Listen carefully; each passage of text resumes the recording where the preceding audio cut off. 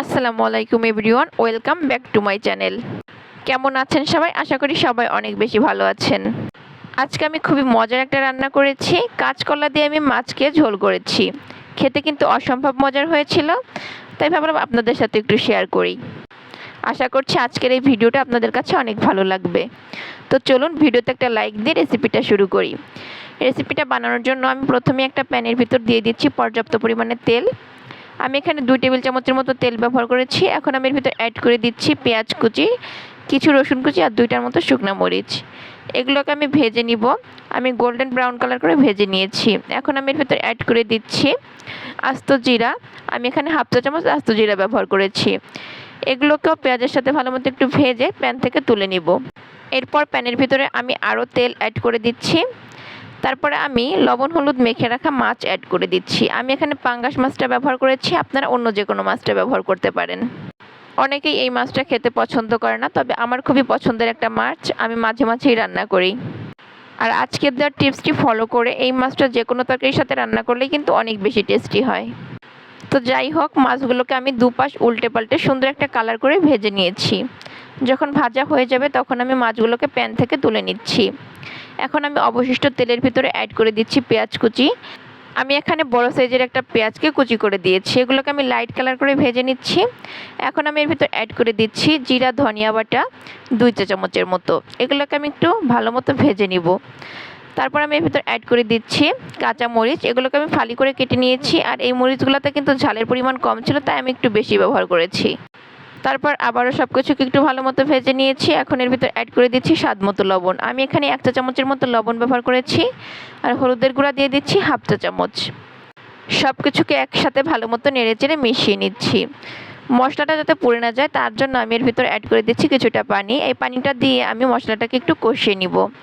মশলা কষানো হয়ে গেলে এর ভিতর আমি অ্যাড করে দিচ্ছি কাঁচকলা। কলাগুলোকে আমি আগে থেকে পরিষ্কার করে ধুয়ে নিয়েছিলাম। এগুলোকে কেটে আমি লবণ দিয়ে ধুয়ে নিয়েছি যাতে করে কোনো কষ না থাকে। আর দেখতেই পাচ্ছেন অনেকটা চকচকা হয়ে গিয়েছে ধুতে ধুতে। তারপর আমি মশলার সাথে কলাগুলোকে বেশ কিছু সময় একটু কষিয়ে নিচ্ছি। এরপর আমি এর ভিতর অ্যাড করে দিচ্ছি পানি। আমি এখানে 1/4 কাপের মতো পানি ব্যবহার করেছি। এরপর আমি যে মাছগুলো ভেজে উঠিয়ে রেখেছিলাম ওই মাছগুলো এর সাথে অ্যাড করে দিব, যাতে করে তরকারির সাথে মাছটা প্রপারলি কষানো হয়ে যায়। এইভাবে কিন্তু তরকারির সাথে মাছটা কষিয়ে নিলে তরকারিতে অনেক সুন্দর একটা ফ্লেভার আসে আর খেতে কিন্তু অনেক বেশি লোভনীয় হয়। এরপর ঢাকনা দিয়ে ঢেকে আমি মাছ আর তরকারিটাকে একই সাথে ভালো মতো কষিয়ে নিব। ফিরে আসছি প্রায় 4-5 মিনিট পরে। এই পর্যায়ে কিন্তু তরকারিটা বেশ ভালো মতো কষানো হয়ে গিয়েছে আর কলাটাও প্রায় 80%-এর মতো সিদ্ধ হয়ে গিয়েছে। একটু নেড়েচেড়ে মিশিয়ে দিচ্ছি। এরপর আমি এর ভিতর অ্যাড করে দিব ঝোলের পানি। আপনারা আপনাদের পছন্দ মতো ঝোলের পানিটা ব্যবহার করে দিবেন। আমি এখানে 1.5 কাপের মতো ঝোলের পানি ব্যবহার করেছি। তরকারিটার মধ্যে ভালো মতো বলক আসা পর্যন্ত আমাদের অপেক্ষা করতে হবে।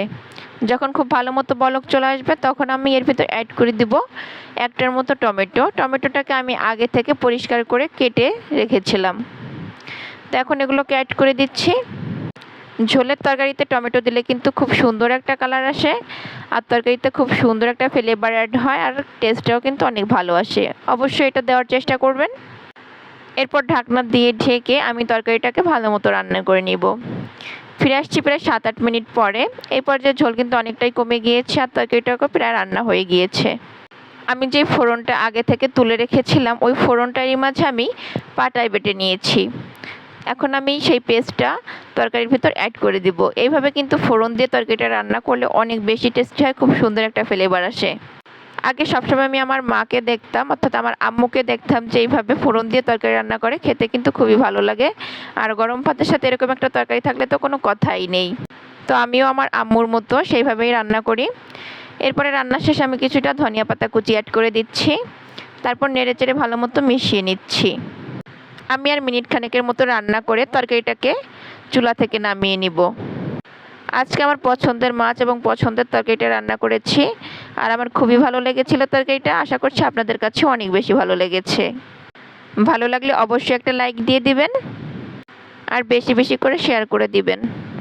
আজকের মতো এখানেই বিদায় নিচ্ছি। সবাই ভালো থাকবেন, সুস্থ থাকবেন। আসসালামু আলাইকুম।